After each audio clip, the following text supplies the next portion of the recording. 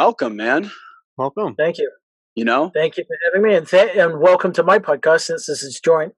Excellent. Yeah, I know. Yeah. Cool. We're guests at the same time. Yeah. Yep. So we're back in the swing of things here. I'll do a little intro on mine to tell people where I've been at. But Simon, this is our time back because I've been moving all over the place. I've been all around everywhere basically with stuff going down in my life. So I feel like that doesn't finally do just justice. got back on the horse right now. And we're coming back in with episode 19 on mine. Welcome to the Waking Up From Work podcast. Welcome to Music on Your Own Terms. Yes, absolutely. Right? It's good to have you, man. So for listeners of mine that don't know Simon originally born in the UK. Correct. To New England and has been gigging and working and doing his thing here for quite some time and then recently moved to Houston. Just west of Dallas, Fort Worth. Okay, right on, man. Yeah, exactly. So, we decided to get away from the cold weather and not have to shovel snow anymore. I get it. I definitely get it. And you got really good barbecue, I'm sure. Oh, yeah. Smoke meat, the shit. Bad seafood, though? No, well, we don't have the same style. We have more Cajun stuff down here. So you can get good seafood. It's just a different style. Fair. Okay. I've got technical difficulties of this going down. Right on, man. So for listeners of mine, so Simon and I actually met through Instagram, which is interesting. And I think you just posted some type of post for like hashtag NH Music or something, which I always check out. Like that. Yep. I just commented on your post and we were chatting, and then I don't even know how we were direct messaging after that somehow. And then I found out you had a podcast and I was like, what his podcast is about, you'll definitely have to check it out. I mean, Music on Your Own Terms, it's like having an entrepreneurial mindset for musicians in a way to both help with depression, anxiety, or the constraints and stressors that musicians and creatives deal with, as well as just like, me and you, like we talk shop. We did a phone call just because we have so much to talk about, Simon. It was crazy. We were just like ripping it off, dude. I was like, we have to do it. But we were also talking about just like the business aspect of like, you're like, hey, in a band, there's so many things that could help a band from these mindsets, these habits, these goals, that I also want to help out artists in that way too, because I've learned things that have helped me in other aspects. I want to share that with that community. Is that kind of couldn't have said it better myself. Awesome, man. Do you want to run my audience at least through a little bit of background of you make it more digestible? Like what did that condensation look like? Yeah, I mean, you basically hit the nail on the head. But I mean, it was a case of I was in a band, and I just saw a lot of old, people my generation complaining about the music industry, streaming, and how you can't make money, and it's too difficult now with everything changing. But concurrently, I've been learning a lot about entrepreneurship, mindset, self-improvement. You can go to my episode 10 to find out about my high school buddy Alan, who was instrumental in giving me the push to kind of look at all this stuff. That was a good episode, man. Yeah, Tony Robbins to everyone else. You start at Tony Robbins and it just like snowballs from there, and you can take your own direction. But I just saw the opportunity of finding all this information about entrepreneurship and thinking, well, you can apply that to, being a musician. And it's, instead of saying you can't do this, say, well, how can I do this? And that was basically the reason I started the podcast. I thought about doing a podcast previously to push bands that I really liked, but I couldn't really figure out a format. This really made a lot of sense to me.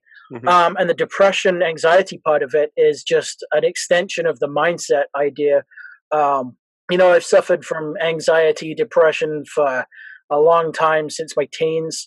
And it's been only the past, if that, 10 years figuring out, how this is something I have, rather than I'm just lazy, or I'm just having a bad day, and like coming up with these ideas of getting treated, looking to medication, and it definitely touches my family, in terms of depression. I've had friends that are close to suicide.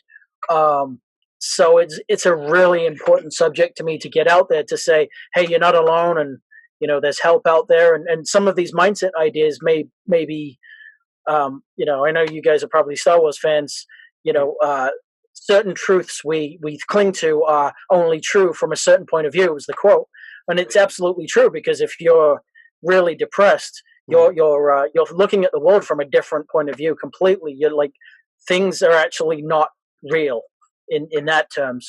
So once you start getting over some of your negative mindset, you really start to look at things in a different light. But yeah, I mean that's kind of a more long-winded way of saying it, really. But no, that was a good break.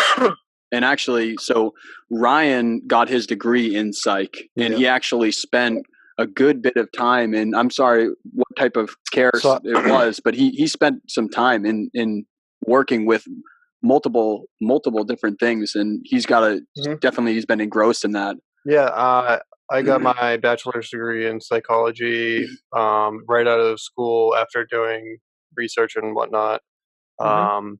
I worked in clinical psych, inpatient, as a mental health specialist, basically. Worked with basically all, we can keep it long and short, just all walks, substance abuse and actual mental health.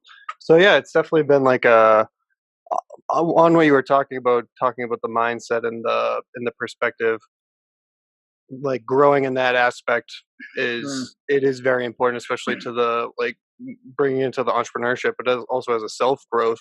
Those two things go hand in hand, and it definitely sounds like you going through that growth was pivotal to like getting into the point where you were even in the space to have a podcast, or to put yourself in the position where it can morph into something. So absolutely. I'm going to definitely take a listen to the episode too, for sure. Yeah, I mean, I definitely say, I mean, just to put this out there, I still suffer. It's not like start to finish thing. It's an ongoing process. I have bad days, and I think one thing that is really important to get out there is the fact that the struggle to even get a podcast going and be actually do something with it is difficult, in the point where you're really having a downward spiral and nothing gets done, and you're just thinking, wow, I'm just useless. But then when you get into the good mindset, and when I'm I'm quite happy to say I've been experimenting with different medications, and I found one that I think works. And when I'm on that, I'm really productive. Good. But it's really important for me to tell people that when if you feel unproductive, it's okay, because it's not it's not something that you're just lazy. It's you really have a problem there. And some people don't. I mean, I'm happy that people don't have to deal with that, because I said in past episodes of my podcast, I have a huge amount of empathy for other people, just because I've suffered through all that, and I wouldn't wish it on my worst enemies. No. And I mean, cheers to you, man. Like, you putting it out there in this facet, despite like a good or a bad day and how hard it may or may not be to make it happen. Having that content out there, I'm sure, is helping other people by hearing that it's a relatable thing.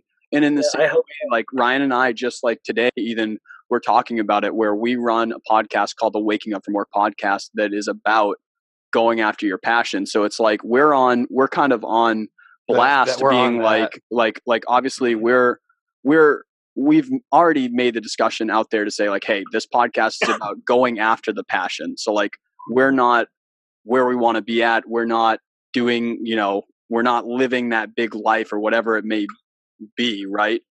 But at the same time, it's like having that podcast also makes you like stay on yourself on blast to be like, hey, like I need to be I need to be some type of authority on this, or why do I have a podcast? And it's like, even that, The motive. You got to be careful to not, like when you're doing things like that, you have to be careful to not put yourself too much on it, where like we certainly talk about hustle all the time. We talk about like those insane days, right? But we also, I think, have been more attentive, at least like I have lately, about talking about like, listen, overnight success is a 10-year thing, right? Like it is okay if you're feeling tired or stressed out from doing the hustle. Like you should be hustling, but you also should take 10 years to get like an amazing thing to happen. Like it does take time, and it takes patience to make things happen as well. And it's super important, I think, in a day of instant gratification, to be able to talk to that and say, listen, like, yes,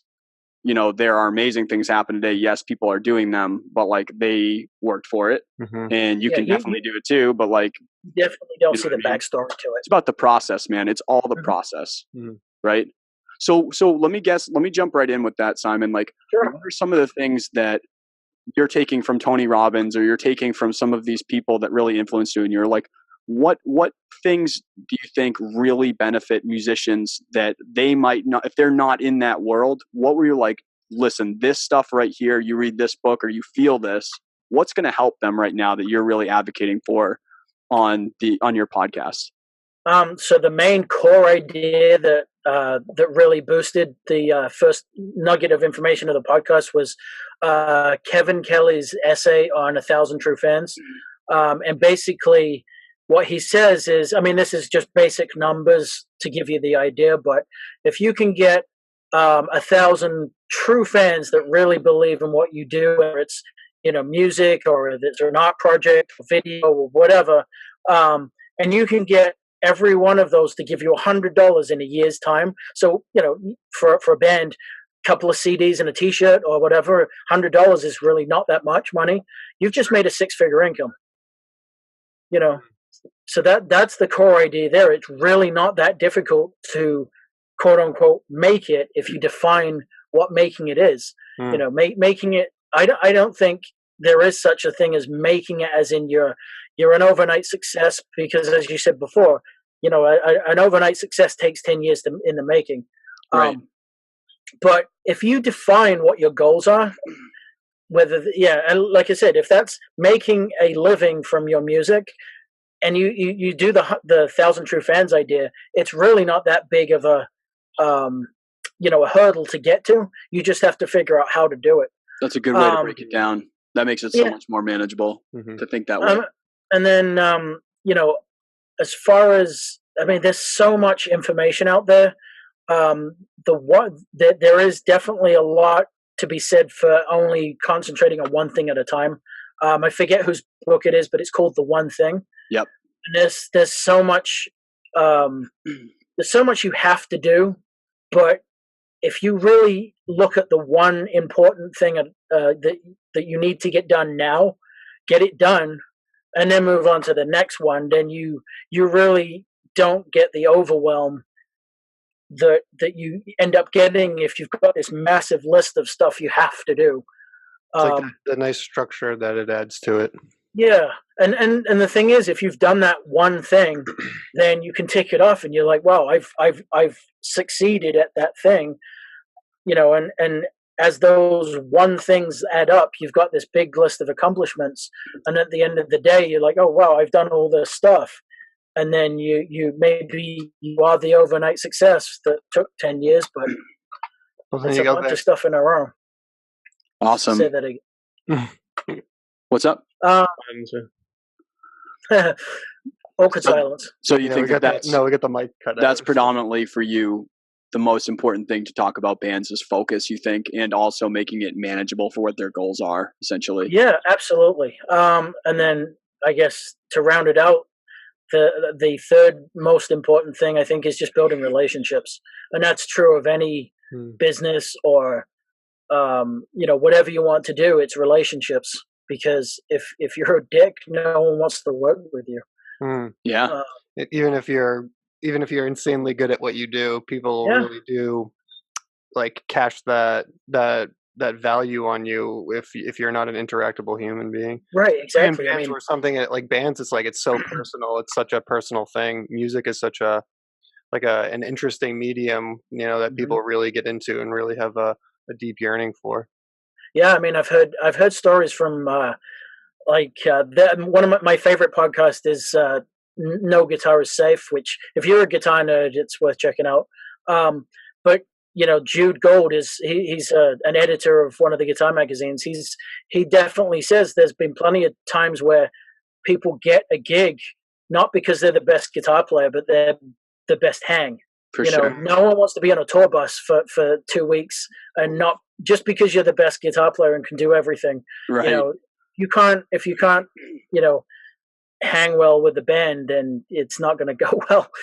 I think it's the same way, like even for hiring someone, right? Yeah. Like absolutely, you can teach so many people so many things. And you can feel if someone's teachable or not. You can feel if someone's coachable or not. And they're going to be receptive to feedback and things like that. You can just feel that. I think most people, but also it's like, I don't know, man. I would hire the most mediocre person if I knew that person was a good human being, because I think everything else levels out. Because you can teach that good human being some stuff. But you can't. I don't know, until someone's in a way that they can be in that space that way in any space. Then it's like it's tough to be able to make progress with anyone, right? Absolutely. Yep. For sure. Completely agree. So, what do you see in other either music or kind of success mindset podcasts that you were seeing kind of like some holes in, that you were like, oh, I kind of see my market or my niche, or something that I can fill here, and how did you really get the idea rolling for your own podcast, seeing kind of the market around? Yeah, I mean, there are definitely some music business related podcasts out there, and there's definitely some really good books and courses that people are putting out there, but I still haven't really seen anyone that builds on the negative, overcoming the depression and stuff like that. So I think that's my niche in just terms of I just want to be able to help people, because I don't necessarily think that creative people are more prone to it necessarily, but you get people like Chester Bennington and Chris Cornell, and that was very public. Yeah. And it does seem to be that music is a massive, it's very emotional. It's a universal language. You can connect with people without having to know what their language is. So, but it's a very big outlet for people, and I think that goes hand in hand with anxiety and depression, because absolutely, not only that, but also it takes so much to but it takes so much to get on stage in the first place. I guess I had this kind of elitist attitude at one point, because I'm really into prog and I'm seeing all these really technical people, and then I'm picking part bands that are on stage in a local bar, which is kind of ridiculous. And then as soon as I get into a band that does more than just rehearse in a basement, like my first gig with my prior band in New Hampshire was opening for Tantric, which are a 90s grungy band, but in a Jewel nightclub in Manch. It's a good club. Huge anxiety, and it was like, holy crap, this is really difficult. And it just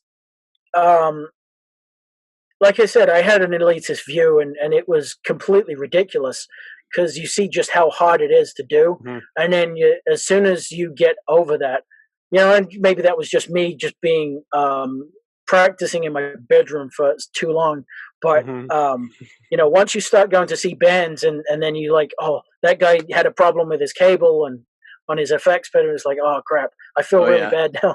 You're really rooting them to not have those problems, because they were the pain in the butt. But I think that's going off on a tangent, but my that reason is because of the negative mindset, and wanting people to get over that in order to do what they want.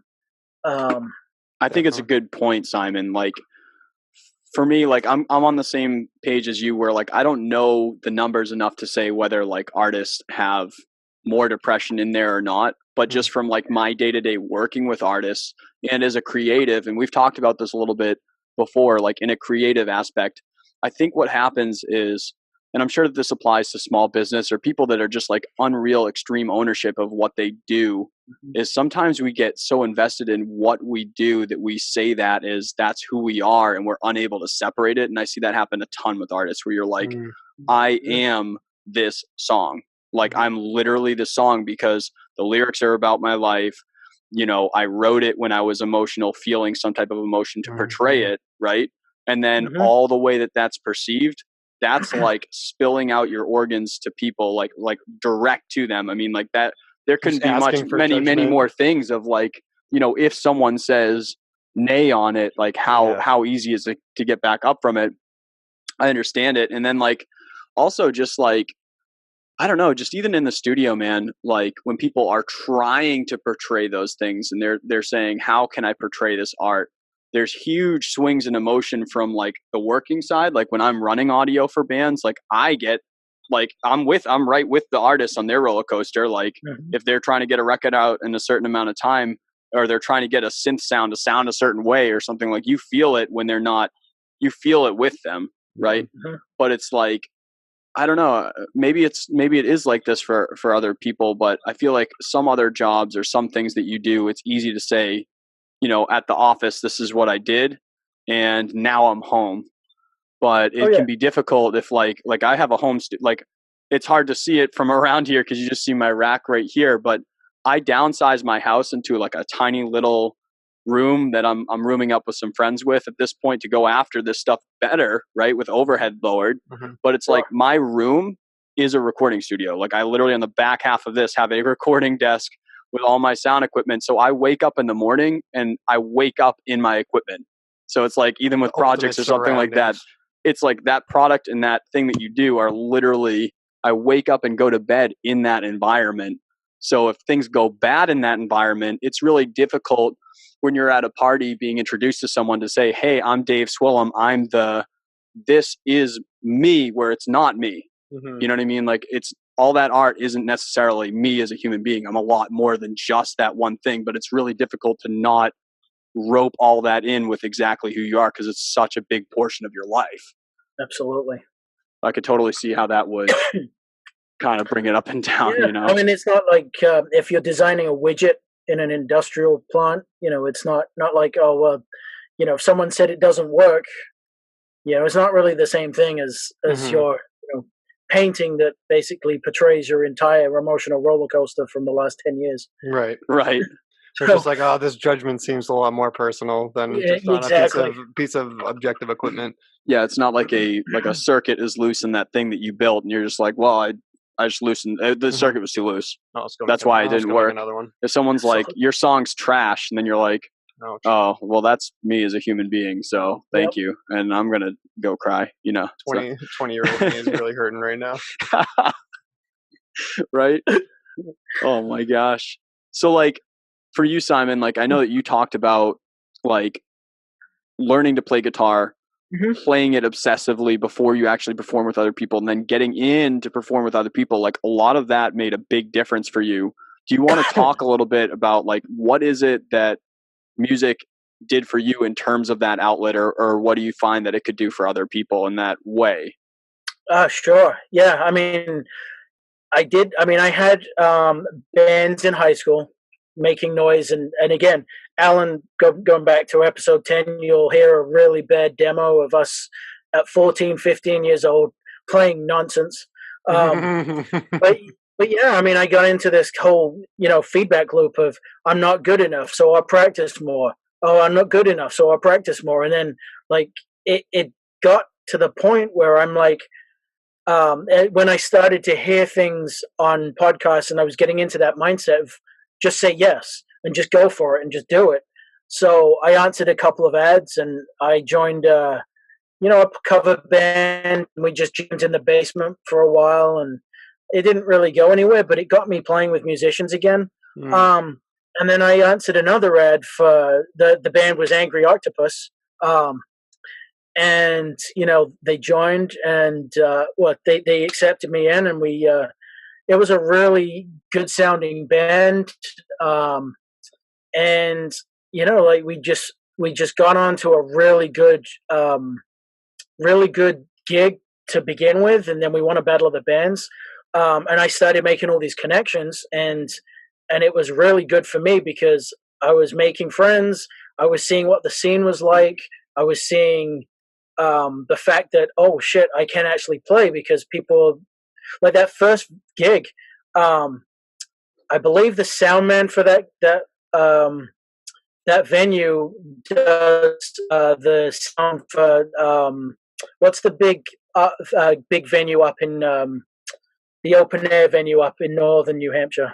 What's it called? Oh, Meadowbrook. Meadowbrook, yeah. So I believe he does the sound for that. And I met him beforehand and said, these are the inputs and all this kind of stuff.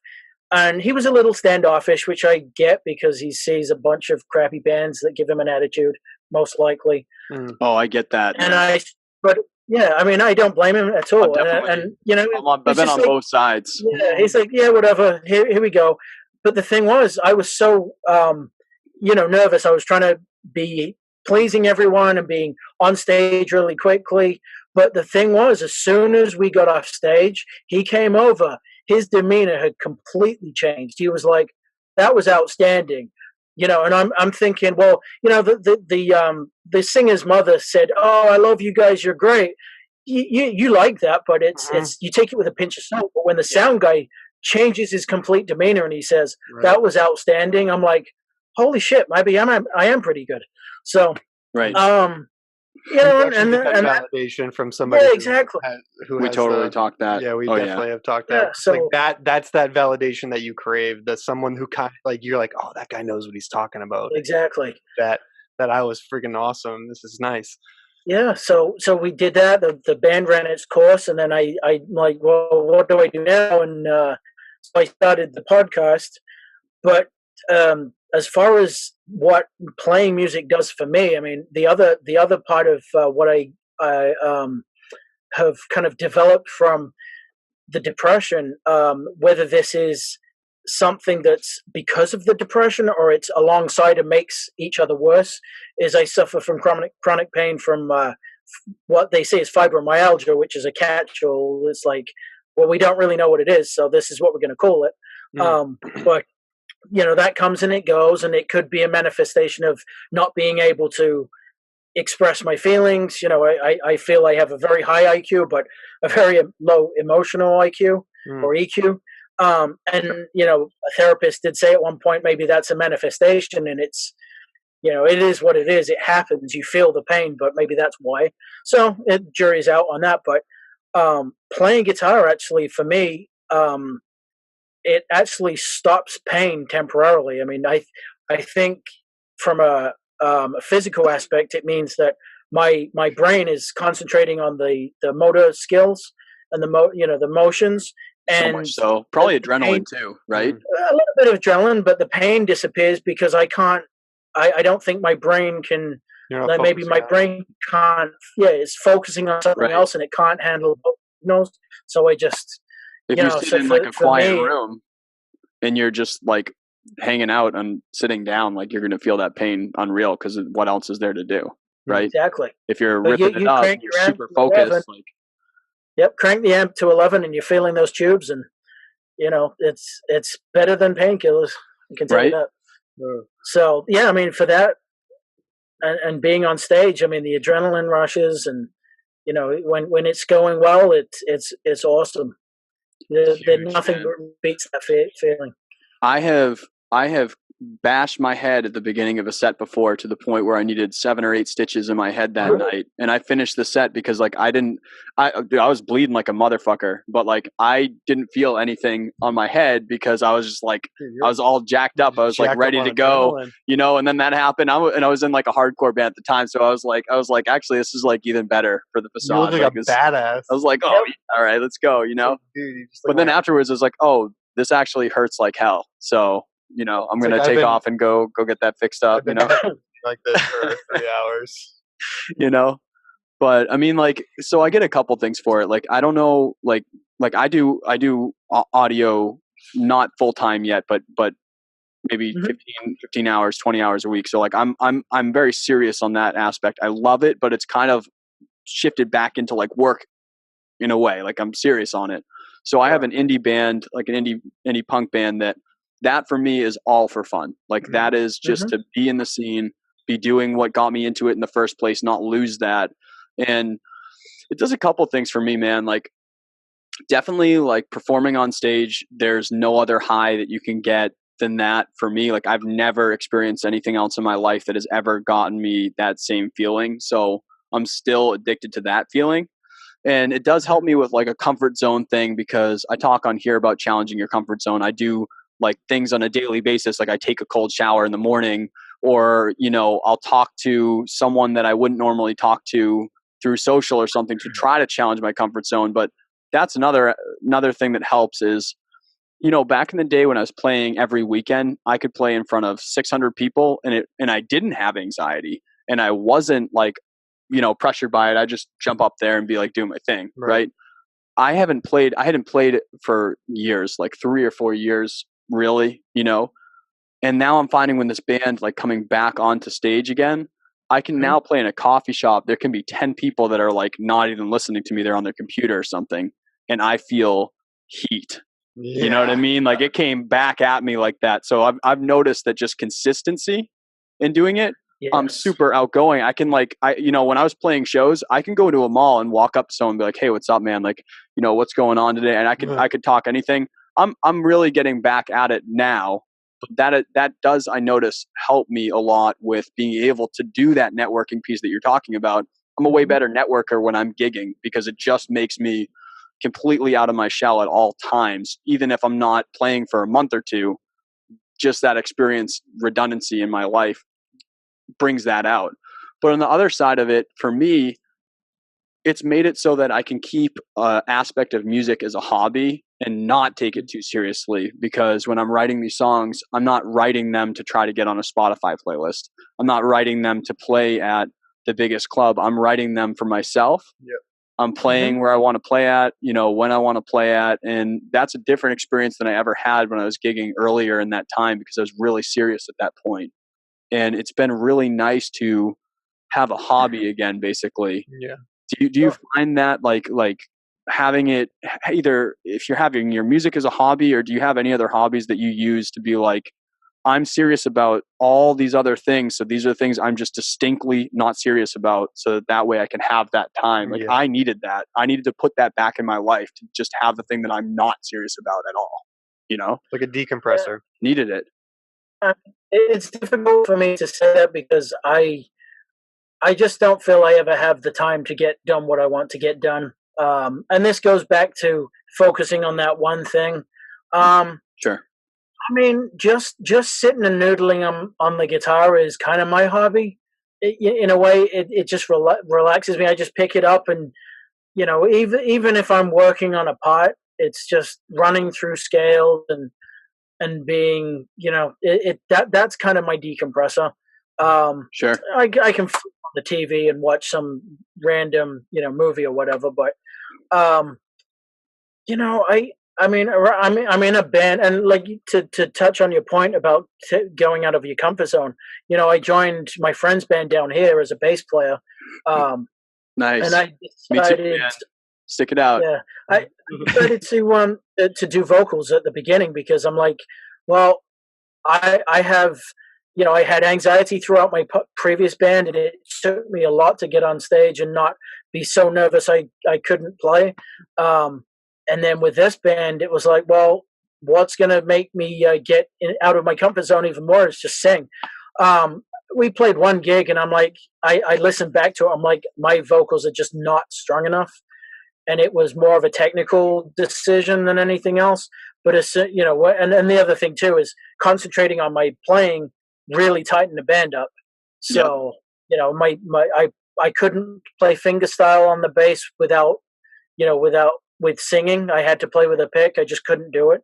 It's, you know, it's like too many digits going on for my brain. Dude, the only way I'm able to perform in my band Broadwing by doing vocals and bass, right, is being like moving enough when I do vocals that people don't look at me play bass. You know what I mean? Like my bass parts are so watered down to be able to do the vocals. I don't know how there are people out there that like just absolutely kill it and do vocals. I'm just not that guy. Like I can't do it. I really have to, like, you know. So we decided to get a proper vocalist and get someone in there that's really going to push the band up. But yeah, I mean that band is basically, I'm applying everything that I'm talking about on the podcast in the business sense. So that band really isn't a hobby per se. I mean, I enjoy playing live, but it's definitely a serious project. You know, so my thing is right now is I mean, our subject today was going to be having a hobby. Right now, I mean, I'm trying to figure out how to make a living so I don't have to work a 40-hour work week. Yeah. So right now what I'm working on is different facets of stuff I've already done. Like I have some photography and some graphic design that I've put on like Society 6, which is a website that you can buy paintings and t-shirts and stuff like that. So I'm really going bit by bit and trying to find all these different areas I can make some I'm diversifying my income so that I can say, hey, I don't really need that 9-to-5 job anymore, so I can concentrate more on building my podcast, building my music, and then having time for, reading a book that doesn't involve being bettering myself, just, and there's something to be reading fiction that really helps too. But dude, I'm so about that. I'm so about what you're saying, because I've been working on that myself, like a lot, because I just noticed that, like, I kept not doing what I wanted to do because I was afraid of that, like, initial, like, drop off.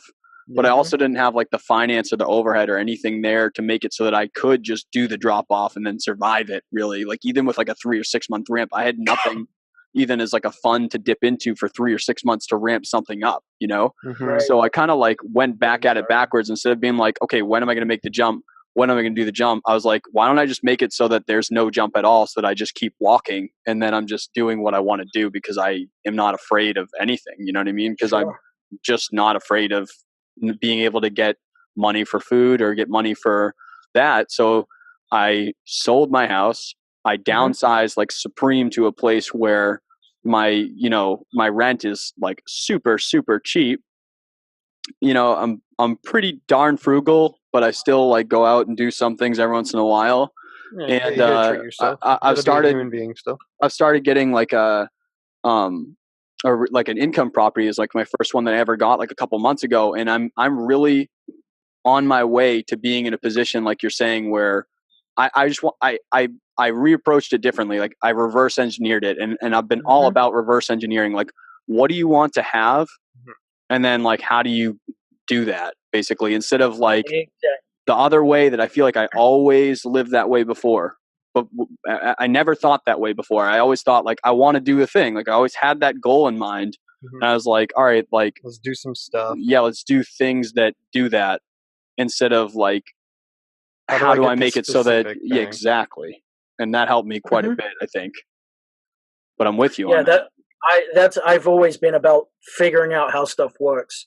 I get that from my dad. He was a design engineer for a long time, and I get that. I get all my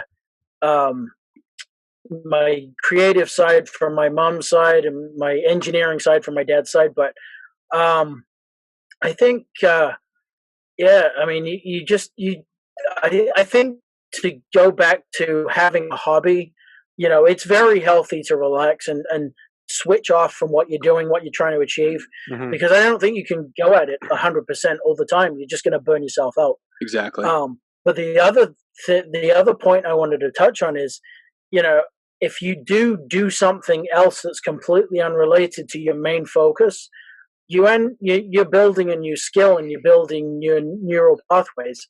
So you end up, if you're if you're an accountant and then you like to, do a sport or paint or do whatever, on the side, because you're learning these new skills and these new, you're building neural pathways in your brain. It's actually going to help your main focus because you can start to think outside the box.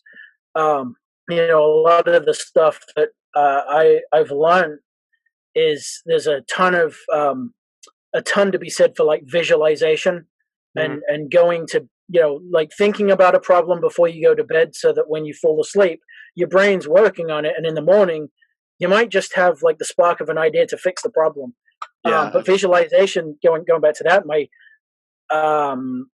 I did a ton of that to try and get myself over the anxiety to perform on stage. I visualized where I was standing. I'd visualize my fingers on each song. Turns out then when we got to the first gig, the bass player was on the other side of the stage, so my visualization was all messed up. But it got me through quite a lot. It definitely helped because I wasn't so nervous about the unknown because I knew what was going to happen. We were going to run through these songs, and this is how it was going to go. That's awesome. That's awesome. Yeah, I think that there's a lot to be said about visualizing it. And I'm with you, man. Like, you just can't predict those things. Like, what if your guitarist doesn't bring his guitar? Then what do you do? Well, that's the thing. You have the overarching goal, and then, like you said, you everything you deal with everything afterwards. Like, oh yeah, this is exactly 100% according to the plan, but we'll twist a few things around, and the bassist is over here, and this isn't exactly where I thought I was going to do, and I didn't have that red shirt on, but we'll make it work. What's like the worst last minute thing for, like, completely off topic? What's the worst last minute thing that's happened to you before you perform? Ooh, that's a good question. Or while performing? I'm actually really, really prepared. That first gig, I mean, that's a funny story I've told many times. That club said no audible tuning. So we were really clear that we couldn't tune our guitars through the PA. So I had a clip-on tuner. And I went to reach for it because there was one song we tuned slightly differently. Sure. But unfortunately, I flicked it off the guitar. And it disappeared somewhere down in the staging.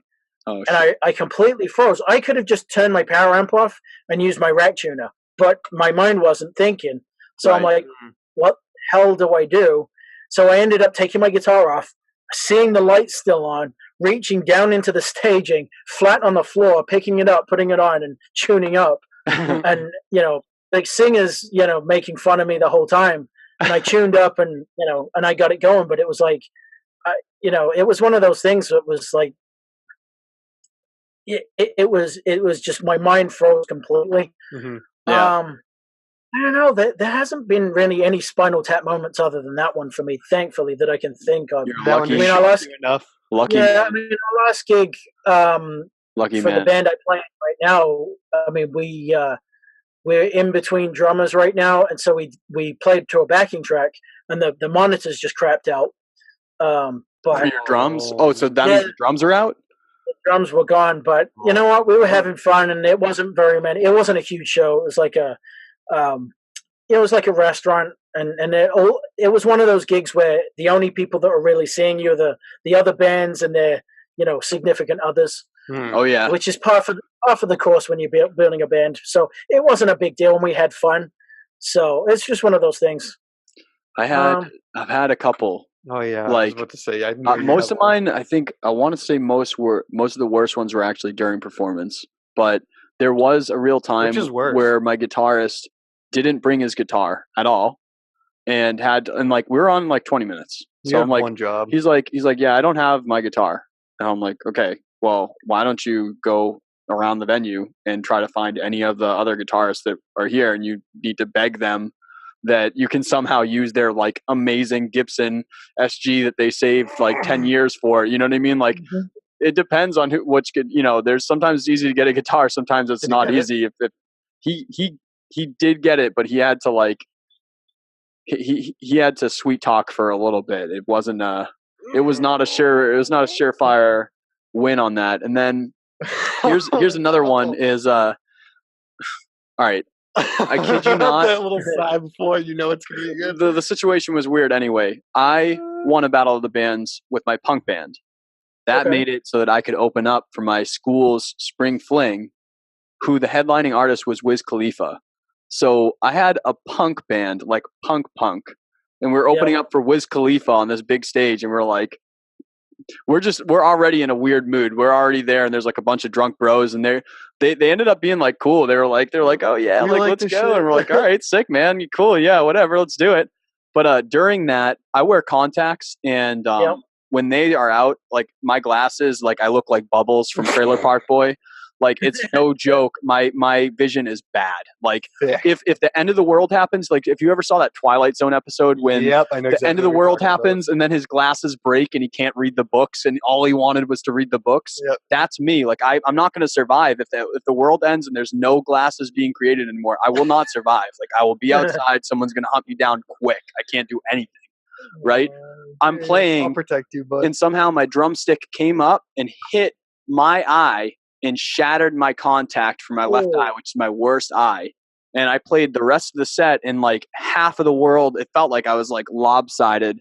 Half the world was like this, and like there's lights, there's like fog machines going on. I had already ripped a couple beers before I played anyway. And I'm just like sitting there, I'm like, holy crap. And then on the way out, like we somehow finished the show, and somehow I just knew like I had the same drum setup for so long that I could still know where things were at, just because when we're loading out, we're on an unreal ramp on the backside of it, and it's pouring rain out. And I spilled myself, my body spilled a lot. Yeah, it was not, it was not good, but shit just comes down, you know, stuff just happens. So my long story of that was that I think visualizing something like hardcore like that is super helpful, because at least you have a picture of what's going down.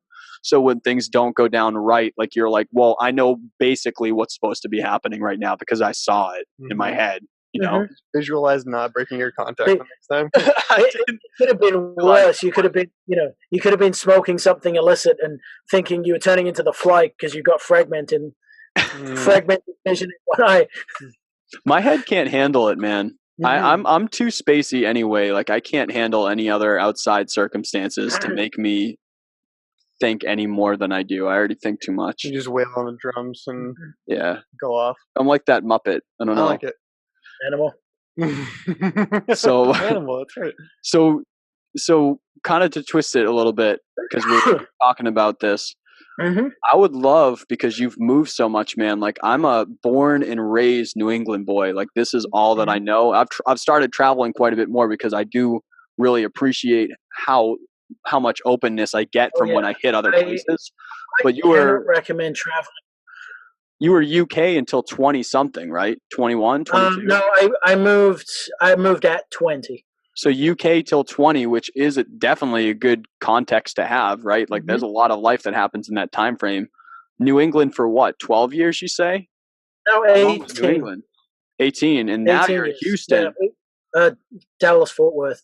What are some of the differences in terms of like music culture, or some of these principles that you're talking about with artists on your show that you're seeing between the different spots, two different countries, two different, way different cultures? Oh, way different. That's really difficult because, in my growing up till I'm 20, I didn't have these concepts. I didn't really know what an entrepreneur was until I was in my 30s. So, and as I touched on before, having that depression, you're looking through the world at different, much different context. I would say that New Hampshire has more of a sparse music scene. I mean, Boston has a music scene, and you got Worcester and everywhere in between. It's a healthy music scene there. It's difficult because I'm not really that experienced down here just yet. I definitely think there's more music here. It's just not as how am I putting these into words? Like, I haven't visited Austin really enough yet, and I know Austin has a really strong music scene, which is probably rivaling Boston. It's just different. I mean, I definitely think the Boston scene seems a little more, I don't want to say polished, but would a you say little, like tighter? not musically. I'd say tighter. Yeah, quite possibly.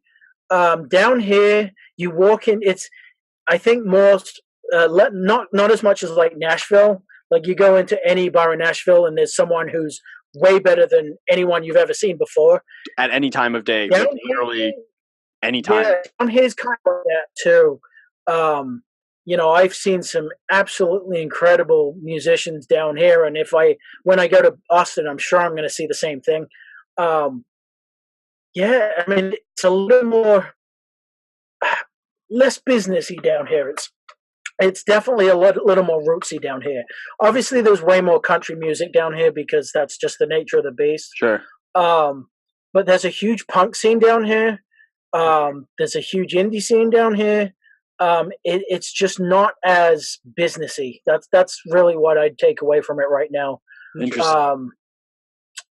You know, I have a lot of connections in Boston, and you know they're doing all their social media stuff really well, and you know I still think there's you have to get over the noise of there's so many musicians now. Nuts. You know, that's the problem. It's nuts. It's not that you can't make music. It's you have to rise above the you know that noise level and get yourself noticed, because it's even if you're the most amazing musician, it's about getting in front of people. Right. I know, it's crazy. It's just a different world than like.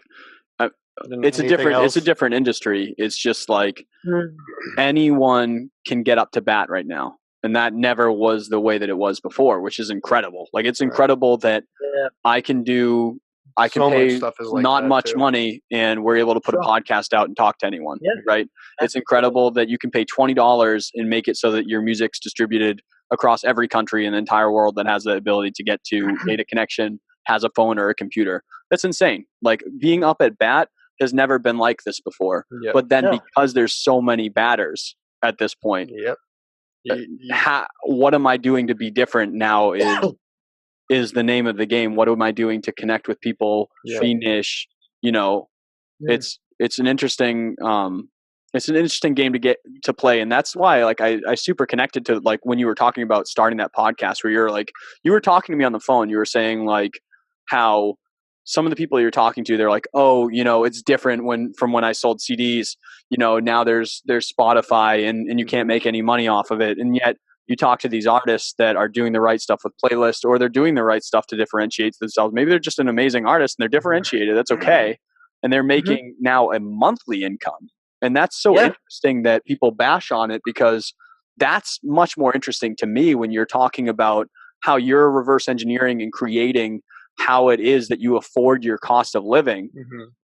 Ease and like doing those pushes for those launches and doing like higher like, you know, margins and merch and things like that. That's so much like less predictable to me than when you find your groove and you're starting to get a monthly income. That's how you live to do it, because then you just kill your overhead to be able to accommodate how you're living off of it. So maybe it's harder because there's more noise, but like I think I really like, I'm just an optimistic person in this fact, but I really believe that we're living in the greatest time that's ever existed before because of what is possible. Technology. Oh yeah. I mean, I will, I want to actually touch on a couple of different points there. One is that I think that hearing your podcast really gave me a bit of a boost of, wow, you know, there's you know, like I said, I never knew what an entrepreneur was until I was in my 30s, and now they teach it in school. I never had that. Right. And I think when you look at how we've evolved, you know, you've got the Industrial Revolution, well, and we're in the what they call the Internet version 2 or 2.0 or whatever it is. But this is what it is evolution of like I was kind of worried how, wow, if I'm getting to my, you know, I just turned 40 and I'm only just getting into my groove with entrepreneurship and all this stuff. But then you've got you guys who are, you know, over 10 years younger than me, and you're doing the same stuff, and we have such symbiotic ideas. I think it kind of gives me a really good feeling that people are getting into this stuff earlier and earlier, and I think everything's going to be okay. It's and we're in a time thing, but it's like, dude, I think it's really indicative of the evolution of knowledge. And I just think with the podcast and whatever comes next, it's just going to make people. It's almost like an injection of knowledge that you never had before. And from a musician standpoint, you hear it all the time that my generation didn't have the internet, or it just started, but we had to listen to the CDs, or we had tab books. Now you've got 12-year-old girls and actually there was a 4-year-old drummer. I don't know if you saw this at NAMM this year. There was a 4-year-old drummer that was absolutely insane. No, not just like 4-year-old drummer insane. He was an insane drummer, and he was 4 years old. Oh my God, and but you have everything on YouTube. What is that gonna be? I'm saying that, not even as like a he or she or anything. What is that going to be when they're 34? Just a savage. What the hell does that become? Is that like going to grow 7 more arms and just play drums like for 3 different days? What happens, dude? You're 4 years old and you crush it. Yeah, oh my God. It's absolutely insane. But I think that there's a good, there's a good analogy there. Is well, that kid obviously has a lot of. There must be some family influence. A lot of musicians in the family, and it was just a natural thing. But with all this information out there, everyone's just going to get more knowledgeable about things if they want it. That's the biggest thing. You still see these people that don't want to learn, which frustrates the hell out of me. No shit. I am naturally curious. I want to learn how stuff works, and if it frustrates me when I don't understand how something works, I have to know. Then I understand. Like math class, I always remember I couldn't recite everything. I'm like, yeah, but why? Why does that? Whatever the fraction was or whatever it was always, I could only understand it once I understand the whole concept. Right. I didn't want to memorize everything. It was like, it doesn't make sense. But if I know the concept, I'm good. I can work it out from there. Yeah, and I think why is super powerful, man. Like I was just listening to another podcast about real estate investors, and there's this younger kid, he's 30 years old and he's doing really well. Like he's at a point of financial freedom already. And the way that he did that is because he asked why. Why can I not get the loan? Why can I not invest? Why can I not, asking why to people challenges what is possible and what's not, because I think we get so stuck sometimes of this is the way that you do it. Like this is, you go to school, you do this or whatever it is that you're just supposed to do is like a yes or a no, or do you want it in blue or black?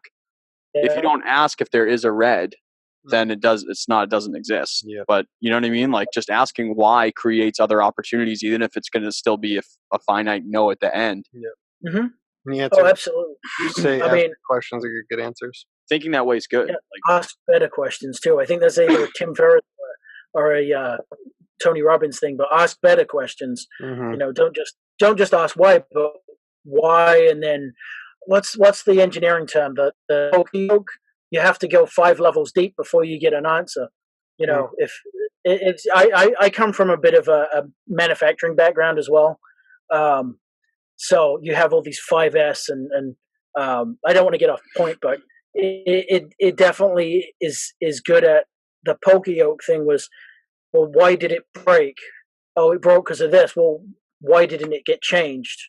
Whose responsibility was to change it? And you get down, 5 deep. You get down to the root of the problem. It's like, all right, so that person needs to do his job, basically, or whatever it may be. But and so I have a brain fart. The awkward pause. That's what happens when you pause for reprieve. Yeah. You're gonna listen to this. You're gonna listen back on this podcast and realize that we also said that's okay at the same time again too. That's okay. It's weird, dude. Are we brothers? It's. Do you want to be best friends? I mean, I thought that was.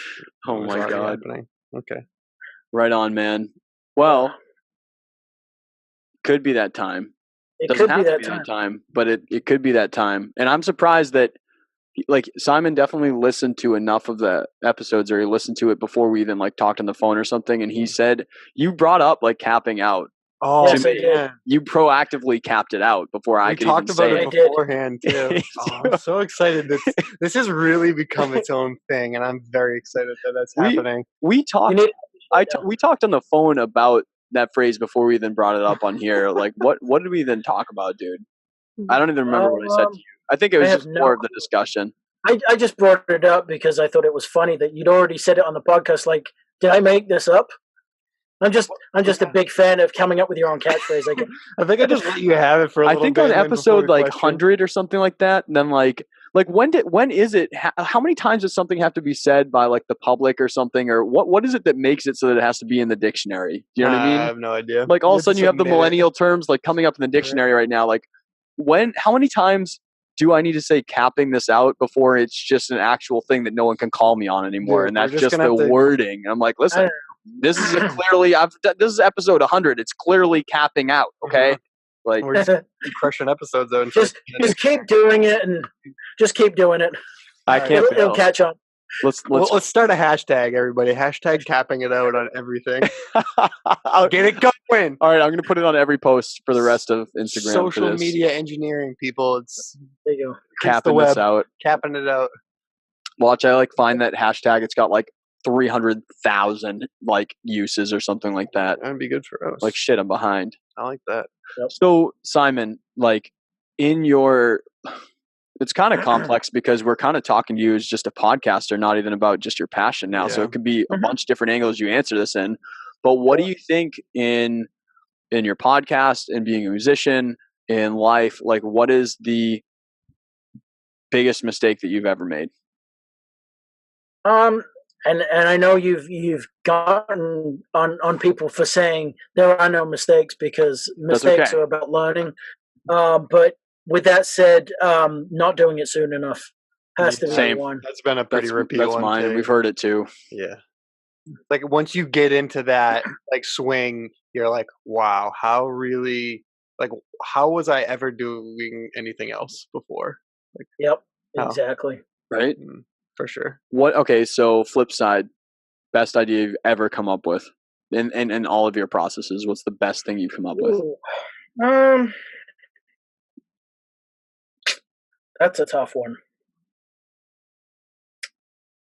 There's a lot. I honestly don't know. I mean, it's tough because it gets redefined over and over because after you've gone past it, you come up with better ideas. You're like, that wasn't the best anymore. Yeah. Just make no, this one was way better. Right. I can't answer that honestly. You have to get back to us. I really don't follow up with I'll get back to you. That's cool, man. Absolutely. That's cool. We'll post probably post this video on Instagram or something. You can throw it in the comments. Definitely. Yeah. Okay. It could be a bunch of recommendations from you because I know that you're a reader. Yeah. What's a book or a couple books that you would recommend must read? Yeah. What would be good stuff to read? Yeah, a lot of different things. If you're talking about musicianship, or the music business, I would highly recommend Ari Herstand's How to Make It in the New. I think it's How to Make It in the New Music Business. Hands down, the best music business book out there. So you sent me through Messenger, through the Instagram chat. I may have done. I think you sent it to me. That one, yeah, absolutely, hands down, the best. I don't know. I mean, in terms of anything else, if you're trying to get over a negative mindset, Blair Singer's Mindset Master, Little Voice Mastery is an excellent book. Teaches you to, kind of a lot of ways of getting over your negative, self-doubt and stuff like that. But in terms of improving yourself, I would say pick up any of Tim Ferriss's books. He's awesome. I love his podcast, and his books are ridiculous. Any one of them. I mean, they're all. If you're going to pick up one, you're going to get all of them. Mm-hmm. So, right. I think. Effect. I would like also to recommend or not recommend a movie. Cool. Which was probably the reason why I consider myself at this point almost unemployable, and that's Office Space. Oh my God! It wasn't the first time I'd watched it, but I was in a mindset of kind of really being, unhappy with how, where I was in a job and everything before I moved, and I saw that in this particular mindset. I'm like, yeah, I should be more like Peter. Right. Just I love that. Knock down my partition wall and just not bother to go in. Right now. It's like, no, don't really want to do that. I need you to come in on a Saturday. Yeah, I'm not going to do that. Yeah. What a great movie. Mm-hmm. Awesome, man. So I know that this is going to be kind of like a joint podcast episode. Mm-hmm. Where do my listeners find your podcast? Where do they keep up with you on social or websites, or where are they going to find you at? Thank you. So facebook.com/music on your own terms. Also musiconyourownterms.com. You can find the podcast on iTunes, Podbean, any podcasting software will have it. Music on your own terms. On Instagram, I'm at Metal Doggy. That's METALDOGGIE. I don't really use Twitter much. I don't particularly like it. Me too. That's where you find. I'm trying. I've tried multiple times real hard on there, and I just don't get what I want from it, man. I think it's going to go away. Honestly, it's going to be one of those social media platforms that just kind of disappears. Yeah, it's going to be the MySpace of the next generation.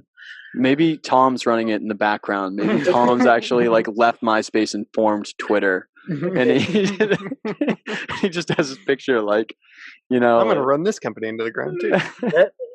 All right, so Tom made out like a fool on that. Actually, he's falling out, but for the right on, man.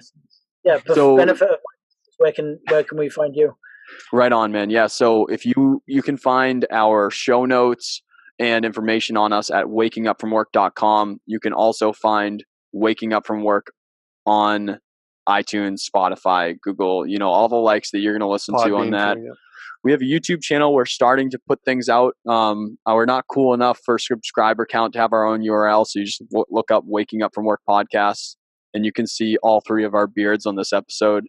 And and then Instagram, where we like to go live, is at Dave Wake Up, and you can see us go live, and you can follow me on Twitter and have me not engage with you as much, like Simon said. So and by not as much, I mean at all. Really, yeah, I'll try real hard, but it's hard for me. So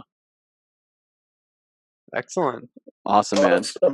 Simon, thanks so much. This has been a blast. Yeah, dude, thank you for being on with me. Thank you for hanging out. I can't wait to check out that episode. There's so many stories from episode 10. For what was it? From his episode 10, he's talking about the demos and he's telling a couple stories. So I have to go check it out. You guys knew it. So. I think that's one of my favorite. So that episode from you. And I'd say check out some of the older episodes. There's some great bands that I connected with in Boston, and I'm starting to get into bands in the scene down here. I'm more rock and metal and prog based, but there's some excellent musicians out there. So I've been lucky to talk to them. But yeah, I definitely want to. Some of your episodes are really great too. I know it's not musician based, but I've gotten a lot out of the ones I've heard. So it's been really good. Thank you, man. Thank you so much. We're having a lot of fun. Definitely. Yeah, hope we can do this again and do a follow up at some point. We definitely, man. We got a lot of follow-ups. We're gonna, I was gonna say, I think we're gonna we're about almost at episode 20 right now. Yeah. And I think we're gonna go on for a little bit more, and then I want to give it more space, and then really go back and hit some of these people, because we're gonna get crazy stories developing from where they were at. It's gonna be cool. We already have heard some good stuff. So right, lots of stuff coming down the pipe. So here that is episode 19 for waking up from work, and episode, I don't know which one it is for you. I have no idea. And another episode on your own terms. The next episode of New